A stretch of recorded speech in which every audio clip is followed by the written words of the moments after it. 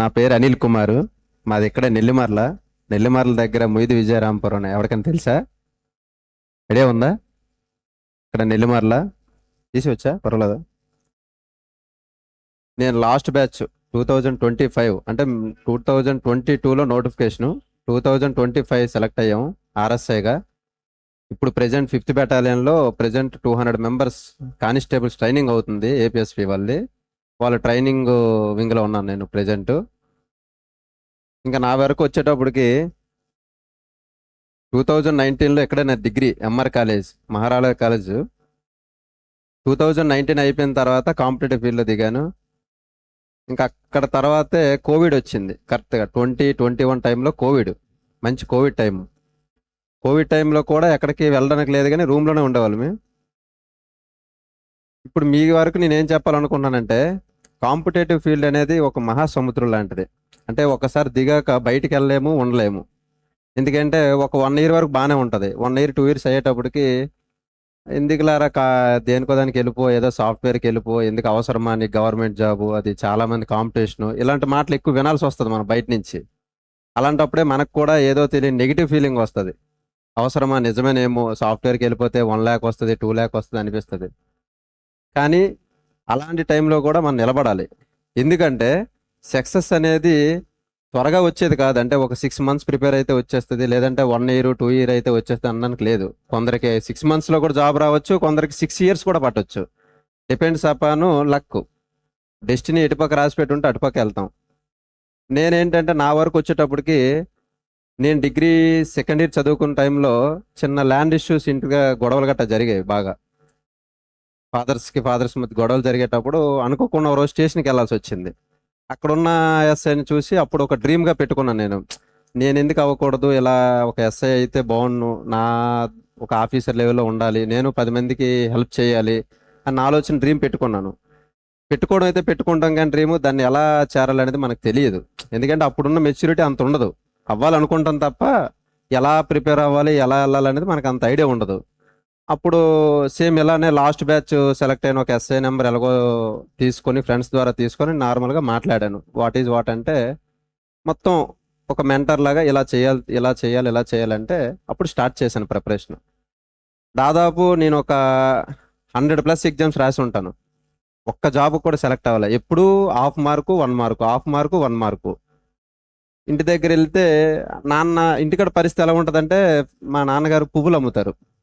So poor కాబట్టి వాళ్ళకి ఎలా ఉంటుందంటే, ఏదో ఒక జాబ్కి వెళ్ళిపో, ఏదో ఒకటి మనకి ఒక బేట కూలి వస్తే చాలు, ఏదైనా పర్వాలేదు అంటారు. నేనేమంటానంటే, లేదు నేను ఎస్ఐ కొడతానంట నేను అంటాను. అచ్చా లేదు, ఈ రోజుల్లో ఏదో ఒకటి వెళ్ళిపోవడం బెటరు, ఏ ఆర్మీకో నేవీకో లేకపోతే ఇంకోటి వెళ్ళిపో అంటారు. నేను మెంటల్గా ఫిక్స్ అయ్యాను, ఎట్టి పరిస్థితుల్లో కొడితే ఎస్ఐ కొట్టాలి, లేదంటే ప్రైవేట్ జాబ్కి వెళ్ళిపోదాం అంతే, ఇంకా వేరే ఆలోచన పెట్టుకోకూడదని నేను ఫిక్స్ అయ్యాను. అలా స్టేషన్కి వెళ్ళిన తర్వాత ఈ డ్రీమ్ పెట్టుకున్న తర్వాత ఏం చేయాలో అర్థం కాలే. అసలు ప్రాసెస్ ఏంటి, ఎలా వెళ్ళాలి, ఏంటి మొత్తం అన్ని. ఇలా ఎప్పుడైతే మెంటర్షిప్ చెప్పాడో కోచింగ్కి వెళ్దామని ఫిక్స్ అయ్యాను. అప్పటికి మేము చదువుతున్న టైంలో కోచింగ్ ఎక్కువ ఏం లేవు, 1-2 ఇన్స్టిట్యూట్లు ఉన్నాయి అంతే. అప్పుడు సెల్ఫ్ ప్రిపరేషన్ స్టార్ట్ చేశాను నార్మల్గా. చేసి మ్యాథ్స్ వచ్చేటప్పటికి ఎక్స్ మెథడ్ ఉంటుంది కదా కామన్గా. మనం ఇప్పుడంటే లాజిక్స్ ఇవి వస్తాయి, కానీ మేము చదివిన టైంలో అన్ని ఎక్స్ మెథడే. నార్మల్గా ఎక్స్ మెథడ్ చేయడం, లాస్ట్ వరకు ఇది చేసేటప్పటికే ఒక 2 minutes అయిపోయేది. ఎగ్జామ్ పేపర్ వెళ్ళేటప్పటికి maths paper 200 marks paper, SA paper చేయాలంటే టైం సరిపోయేది కాదు. ఇలా ఎక్స్ మెథడ్ చేసి చేసి చేసి చేసి కరెక్ట్ టైంలో కరెక్ట్ విఎంఆర్ లాజిక్స్ తగిలింది నాకు. ఇలా అన్ఎక్స్పెక్టెడ్గా చూస్తే లాజిక్స్ కూడా బాగున్నాయి అని చెప్పి క్లాస్ తీసుకొని అప్పుడు మ్యాథ్స్ చేశాను. అది చేసిన తర్వాత నాకేంటంటే కొద్దిగా కాన్ఫిడెన్స్ వచ్చిందనమాట. ఎప్పుడైనా మనం ఏదైనా ఒక సబ్జెక్ట్ వచ్చంటే మనకు కాన్ఫిడెన్స్ వస్తుంది అనమాట. ఎలా అయినా చేయగలము, సమ్ ఎలా ఇచ్చినా చేయగలం. ఇప్పటికీ మీరు నమ్మరు, ఆ బుక్స్ నా దగ్గర ఇంటి దగ్గర ఉన్నాయి, 2 books. కావాలంటే సార్తో పంపిస్తాను. నోట్స్ రాసుకున్నాను అనమాట. ఎందుకంటే క్లాస్ వినేసి వెళ్ళిపోవడం వేరు, క్లాస్ చెప్తున్నప్పుడు నోట్స్ రాసుకుని ఆ మెథడ్స్ అన్ని, ఒక మెథడ్కి ఒక 20 ప్రాబ్లంలు ఉన్నాయి, నెక్స్ట్ మెథడ్ 2, మెథడ్ టీ, అలాగా ఇన్ని బుక్స్ ఉన్నాయన్నమాట స్పైరల్. ఇప్పటికీ నా దగ్గర ఉన్నాయి, అవే ఫాలో అయ్యాను. కానీ మన దగ్గర వచ్చే మిస్టేక్ ఏంటంటే, నెంబర్ ఆఫ్ బుక్స్ అనేది తీసుకుంటాం. ఇప్పుడు సపోజ్ ఒక హిస్టరీకి ఒక బుక్ కొన్నామంటే, మార్కెట్లో కొత్త బుక్ వచ్చింది అనగానే అది బాగుందంటారు అని చెప్పి ఇది పక్కన పెట్టి దాన్ని పట్టుకుంటాం. అది కొన్నాళ్ళు చదువుతాం, మళ్ళీ అది అయిన తర్వాత ఇంకో బుక్ వస్తుంది. అంటే బుక్స్ మారుస్తాం కానీ రిపిటేషన్ చేయమన్నమాట. నా దృష్టిలో ఏంటంటే ఒక బుక్ ఫాలో అయ్యామంటే దాన్నే నెంబర్ ఆఫ్ టైమ్స్ రివిజన్ చేయాలి. నేను విఎంఆర్ లాజిక్స్ సమ్స్ చేసేటప్పుడు కొన్ని సమ్స్ చూసి ఆన్సర్ కూడా చెప్పేసేవాడిని. అంటే అన్ని నెంబర్ ఆఫ్ టైమ్స్ అన్నిసార్లు చేసేవాడిని. వచ్చు కదని చెప్పి పక్కన పెట్టేసేవాడిని కాదు. ఎన్నిసార్లు వచ్చినా మళ్ళీ ఈ చేసే టైంలో ఏముంటుందంటే క్యాలిక్యులేషన్ ఈజీ అవుతుంది. కొన్ని నెంబర్స్ చూడగానే దేంతో కట్ అవుతాయి, ఫలానా దీంతో డివిజిబుల్ అవుతాయి. అది ఎప్పుడు వస్తుంది? మనం నెంబర్ ఆఫ్ టైమ్స్ ప్రాక్టీస్ చేయాలి. ఒకసారి చేసి వచ్చని పక్కన పెట్టామంటే అది అయిపోయింది. ఇంకా నీకు ఎప్పుడైనా నెంబర్ ఆఫ్ టైమ్స్ రిపిటేషన్, ప్రతి సమ్ము కూడా కనీసం ఒక 100 సార్లు చేసేటట్లు ఉండాలి. బుక్ పెన్న పట్టుకుంటేవాడిని అలాగా. ఓన్లీ రఫ్ బుక్లే నాకు ఎక్కువ అయ్యేవి, ఎందుకంటే అంత రాయడమే నా పని. ఎక్కువ మైండ్ కన్నా రాసేవాడిని అనమాట ఎక్కువ. మ్యాథ్స్ పరంగా అలా ఉండేది. ఇంకా రైల్వే కానీ ఇవి కానీ చాలా రాసేవాడిని. అరమార్క్ వస్తే అమ్మ ఏంటి ఏమైంది నాన్న అంటే, అరమార్కులో పోయింది, 1 మార్కులో పోయిందంటే బాధపడేవాడిని. మా అమ్మ నాన్న ఏంటంటే కొద్దిగా మోటివేట్ చేశారు. మా అమ్మ బాగా మోటివేట్ చేసేది. వస్తుంది లారా, కంగారు పడకు, నువ్వు చదువు, నీ ప్రయత్నం నువ్వు చెయ్యు, తర్వాత ఎప్పుడు జరగాల్సింది జరుగుతుంది, దానికంటూ ఒక టైం ఉంటుంది, మనకంటూ ఒక టైం వస్తుంది అని చెప్తే అలా కంటిన్యూస్గా కోవిడ్ టైంలో 2020 టైంలో అందరూ ఇంట్లోకి వెళ్ళిపోయారు. ఆల్మోస్ట్ రూమ్లో ఉండడం, ఏదైనా ఇష్యూ జరిగిందంటే ఇంటికి వెళ్ళిపోవడం, మళ్ళీ ఒక 6 మంత్స్ 7 మంత్స్ తర్వాత రావడం, ఈ లోపు ఇవన్నీ మర్చిపోతాం. నేనేం చేశానంటే ఇలా కాదని చెప్పేసి మేము ఒక ఫ్రెండ్స్ 3 ఉన్నాము. 3 కలిపి రూమ్లో కోవిడ్ టైంలో ఉండిపోయి రైస్ పెట్టుకొని, వాటర్ వేసుకొని, ఉప్పు వేసుకొని కలుపుకొని తినేసి అలాగే గడిపాం. దాదాపు 6 మంత్స్ గడిపాం. అలా 6 మంత్స్ గడిపి మాకు మేమే పోటీ. కూర్చున్నామంటే మొబైల్స్ పక్కన పెట్టేసేవాళ్ళం. ఇప్పుడున్న ప్రెజెంట్ ఏంటంటే అంతా మొబైల్ అయిపోయింది. ఏమనంటే మొబైల్లో చాట్ జీపీటీ లేదంటే అన్ని. అప్పుడు మాకు మొబైల్ లేదు. ఉన్న కీప్యాడ్ మొబైల్స్ ఉండే ఏరోప్లేన్ మోడ్లో పెట్టేసేవాళ్ళం. చదివామంటే ఖచ్చితంగా అది ఆ రోజు షెడ్యూల్ ఆ రోజు అయిపోవాలి అంతే. అయిపోయిన తర్వాతే మొబైల్కి వెళ్ళేవాళ్ళం అనమాట. అప్పుడు కోవిడ్ టైంలో చదివిన తర్వాత తెలంగాణ ఎస్ఐ రాశాను. తెలంగాణ ఎస్ఐ ఒకేసారి నోటిఫికేషన్. తెలంగాణ ఎస్ఐ పీసీ ఒకసారి పడింది. ఇక్కడ ఏపీ కూడా 2 ఒకేసారి పడ్డాయి.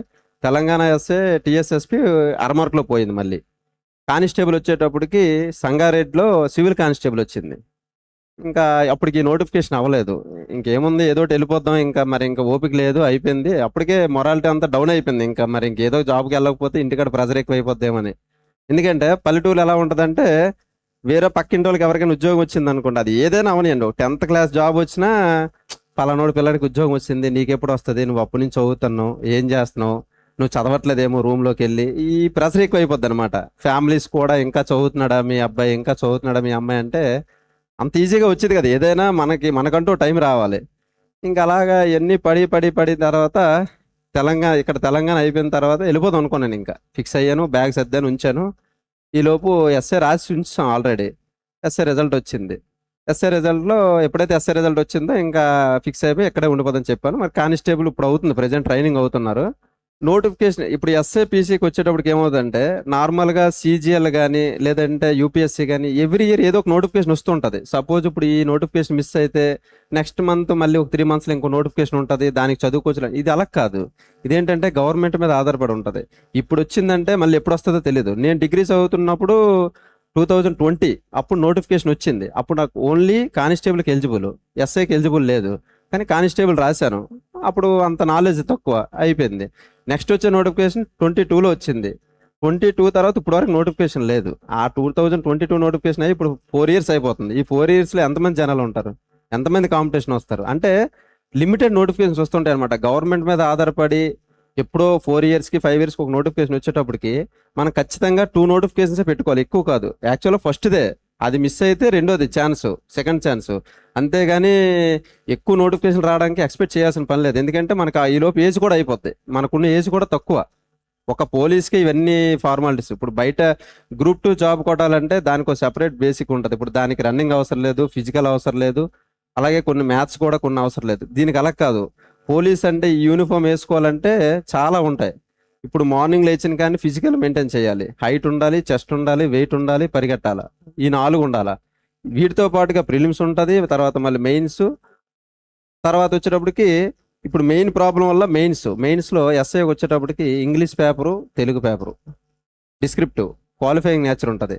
చాలా మంది మంచి స్కోర్ వస్తుంది కానీ ఇంగ్లీష్ ఫెయిల్ అవుతారు. 34, 33 వస్తాయి. మా బ్యాచ్లో కూడా చాలా మంది అలా ఉండిపోయారు. సో ఏంటంటే ఇన్ని కవర్ చేయాలంటే ఒక పోలీస్ అవ్వడానికి ఇన్ని కవర్ చేయాలన్నమాట. అంత ఈజీ అయితే కాదు పోలీస్ అవ్వడానికి.